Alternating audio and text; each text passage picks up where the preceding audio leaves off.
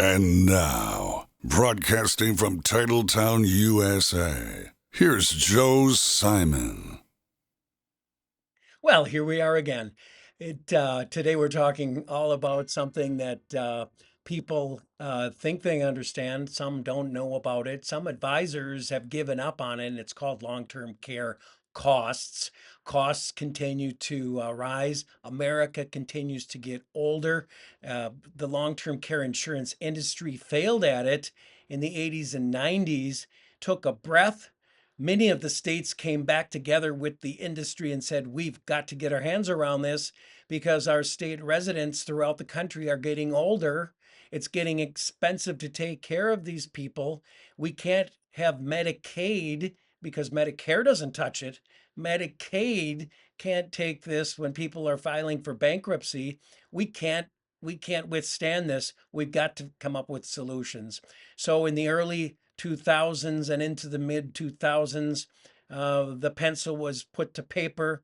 The computer was on. The actuaries in the insurance industry and the states and smart people that follow the costs of long-term care and the demos around that all got together and said, we've got to build a better mousetrap, so to speak. And here we are today with what I'm going to call long-term care 2.0. It really isn't new. It's been going strong and been rebuilt into the 2000s, but many advisors sort of gave up on it or won't touch it. Some because they say it's such a specific specialty that takes a specialist to get into it. Others just said, I don't want to be burnt again because I was way back once upon a time in the 80s and 90s. And I don't blame them. And consumers, you shouldn't blame them. So here we are. A quick review of what happened. So long-term care insurance, you typically can build that. There's premium in and claims dollars out. There is an actuarial approach to how you underwrite that. Part of the shortcoming in the early life of long-term care back in the 80s. But now we have data. Now we have underwriting history. And that's really what makes the engine go. We need the data. The underwriters have a great comfort level in how they're trained to actuarially walk through and price a product, price a solution that's going to be good for the consumer, that's going to be good for the community, and that's going to make some form of profit for the insurance company. Ooh, and I know I for some of you, your the hair on the back of your neck just sort of bristled and said, "There it is again, an insurance company making more profit." Well, insurance companies are in business to make a profit of some kind. When it comes to long-term care, that was the downfall before. There was no profit. There was a lot of outgo of premium dollars, but insurance companies just couldn't get ahead on it. They were buying claims. So there seems to be a happy medium, a balance that's taking place here. But someone might say, Joe, the reason I don't like long-term care in a traditional sense, the long-term care insurance, they don't guarantee the premium's going to stay the same forever while I'm paying in. That's true, but there aren't a lot of guarantees in the insurance world and your premium anyway. Look at your homeowner's insurance, look at your dental insurance, your health insurance. So it's all sort of swimming in the same stream as we try to work on a better way to do this for consumers. So stay with me because I think I've got a very interesting solution to talk about for just a few minutes today, and it's called the hybrid area of long-term care. Not so new. Long-term care riders have been attached to life insurance companies for quite some time now, possibly as much as 15 years ago. You could buy an insurance policy and then you could add on additional premium cost for a specific purpose, and that was for a long-term care rider that would use some of your life insurance death benefit as the policy owner, and you could use that for long-term care purposes. Those still exist. That's a form of a long-term care solution. It's providing specific cash flow for that long-term care cost. But what has happened, which I find very interesting, since the Secure Act 2.0 has come along 3, 4, 5 years ago now, is an asset-based long-term care solution using an annuity. And I know that's a mouthful, but here I'll create a scenario for you. Perhaps you have an old annuity. Perhaps it's expired its surrender charge. Very important to know that. And the money sits there and it accumulates, it percolates, and someday you're going to use it to pull money out for your retirement plan purposes. Typically, how annuities are used and offered as a solution.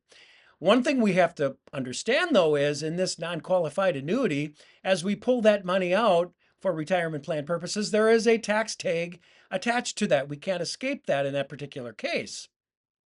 Well, along comes the asset based long term care solution, which, when we have money in that, as the money comes out to pay for long term care purposes, that now becomes a non taxable, tax free event. So that's something we have to consider. It also takes away the question of, well, if I never get sick, if I never need long term care, and I have a traditional long term care insurance policy, I'm Mr. Clean, I'm Mr. Healthy, I never use that long term care insurance policy.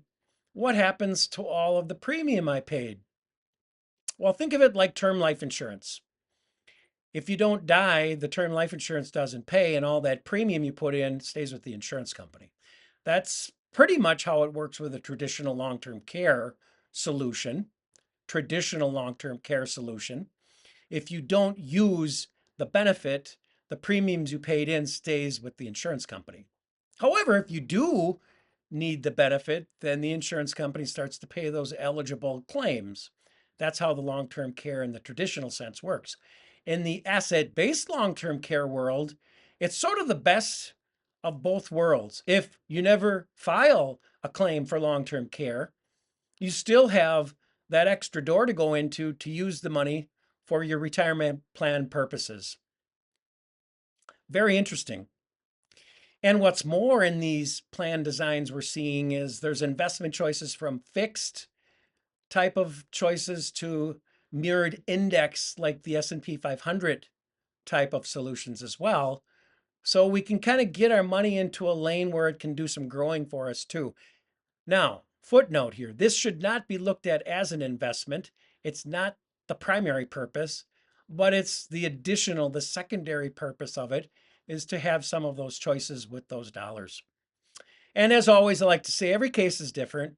You're special, so your case is special. And I would encourage a conversation with your favorite advisor on the latest and greatest called the asset-based long-term care annuity solution.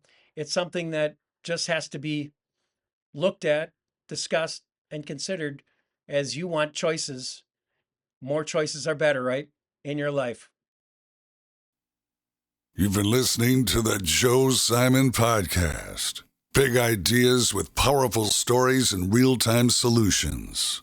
Business succession planning, executive benefits, employee benefits, tax beneficial savings, and more. Remember, information discussed here today is dated and not specific to your situation.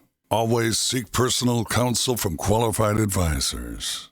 For more about Joe Simon, go to DaVinciInsurance.com. Joe Simon is a licensed insurance agent in the state of Wisconsin. Licensed to advise on accident and health, life insurance, disability insurance, and annuities, as well as qualified long-term care insurance. Make sure to visit the DaVinciInsurance.com archives for more of our podcasts.